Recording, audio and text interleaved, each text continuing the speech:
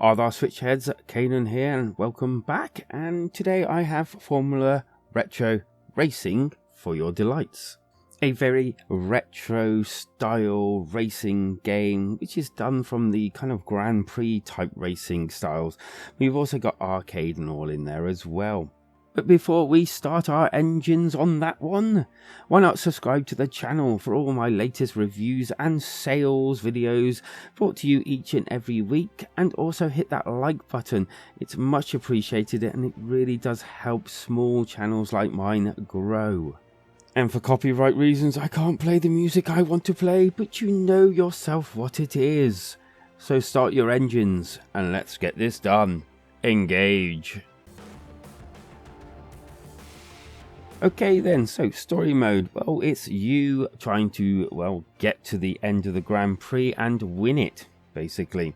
And this could be done by either you on your own, going against all the other NPC drivers, or there is a 4-player split screen mode as well for the Grand Prix, which, to be honest with you, is pretty cool. Although I did try it and I was probably with the wrong sort of person to try it with. It didn't go so well. I was winning, I was enjoying myself. They was not winning, they were not enjoying themselves, but they're not really a racing person. And I just wanted to try the multiplayer, even though I didn't really have anyone to do it with. But as far as that side was concerned, it worked well. We didn't get any stuttering or anything, even though we had split screen. And yeah, it was quite enjoyable. Well, for me anyway. Right, so modes first, and there are actually a few of them. There's arcade mode, which I actually enjoyed myself. It was fun. This one you're timed and you have to get to those checkpoints, and if you don't, then, well, you end up losing. And yeah, I really did enjoy this mode. It's my favourite out of the lot, and you even get sort of like starred at the end, 1, 2, 3 stars, depending on how well you've done.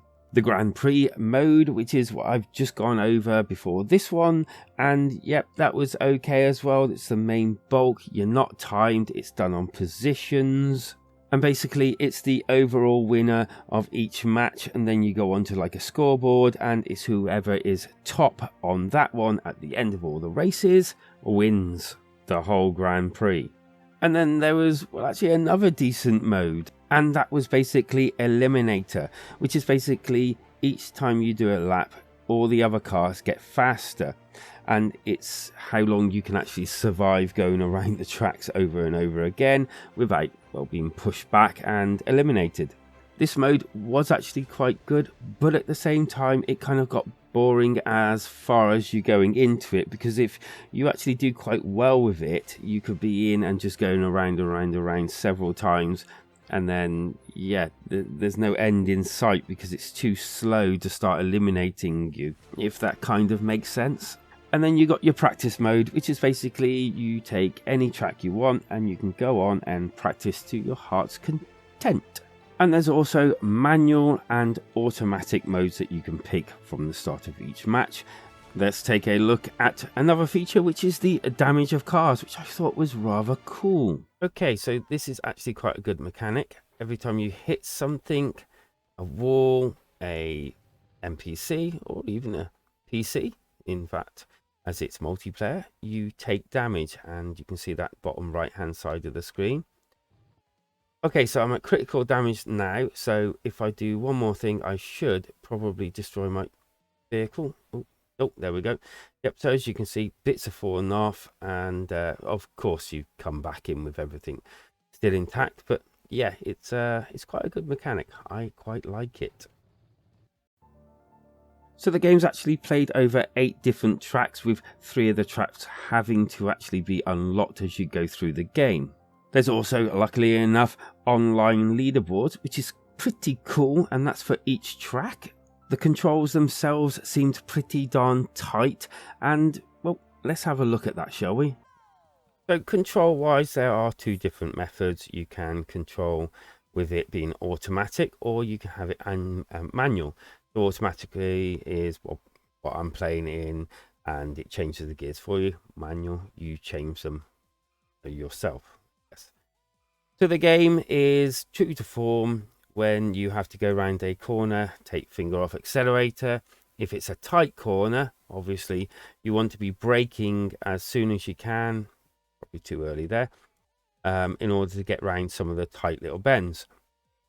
This does particularly work well, and I do actually enjoy using it because it does actually feel like I'm in control, like I'm actually doing it and making a difference rather than just screeching, you know, hitting the brake and basically drifting around the corner.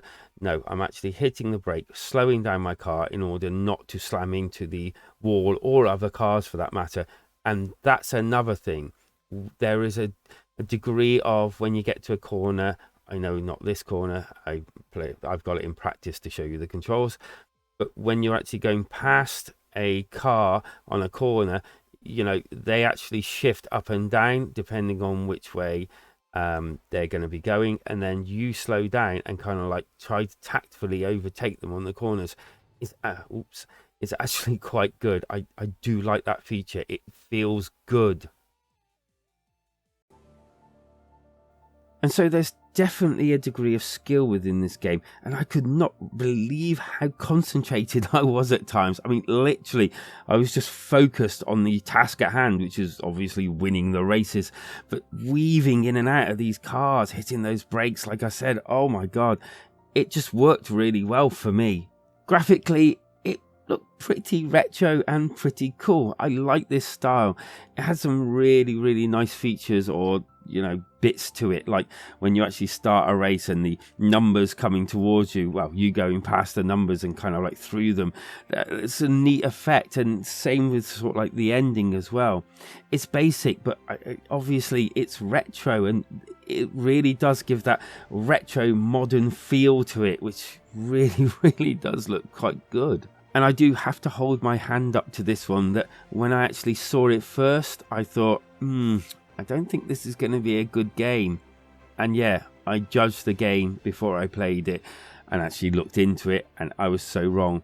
There are little details in here that, you know, give it a little nod to the old style as well, giving it a modern style, and kind of feels like the developers gave a little bit of love there. You know, they love and liked what they were doing.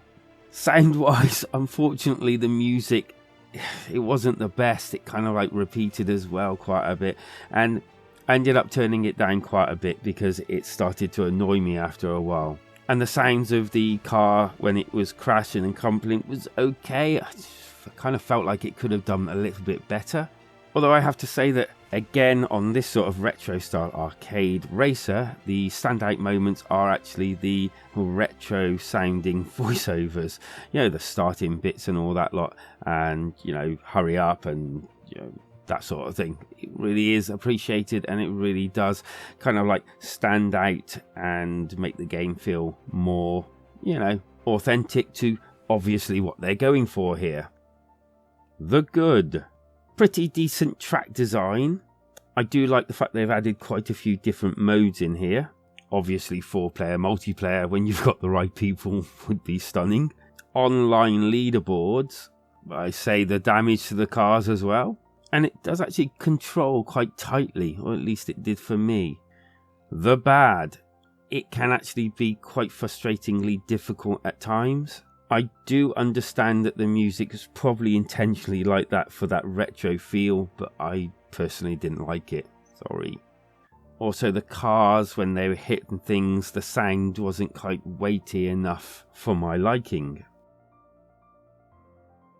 There are indeed plenty of actual racing games on the Nintendo eShop, so this would actually do, or have to do, quite a bit to jump itself up the scale. But I personally had fun with this one, and I think I'll probably keep having fun with this one, and even more so if I can find some people to play that multiplayer with. And I think they've done quite well in making this game and doing what they've done with it. So I'm going to give it a 3+ out of 5. And I definitely think that if you're into this type of genre, especially the retro scheme of things, then you're definitely going to enjoy this game. It did take a little bit of getting into for myself, but once I did, I was enjoying myself quite a bit. And before I get to my alternative, why not subscribe to the channel, especially if you've enjoyed this video or any other of my videos in the past. as I will be updating you with new reviews and sale videos each and every week. Also hit that like button because that really does help small channels like mine grow. And as for that alternative, well, I'm definitely going to suggest Sega Ages Virtual Racing. Wow, it's a bit of a mouthful, that is. I own this as well. It's actually quite a decent racing retro game, kind of in the same similar vein to this one. But obviously, if you own this one already, this would be a decent one to go for, and vice versa. If you want to go from this one to that one, then obviously do so. And so, with that confusion, what are your thoughts on Formula 1 retro racing, and do you have a better alternative for it? If so, leave them down in the comments. And also, if you fancy coming and continuing the conversation, you are more than welcome in our community Discord. The link is down below. Because life is better when we switch together.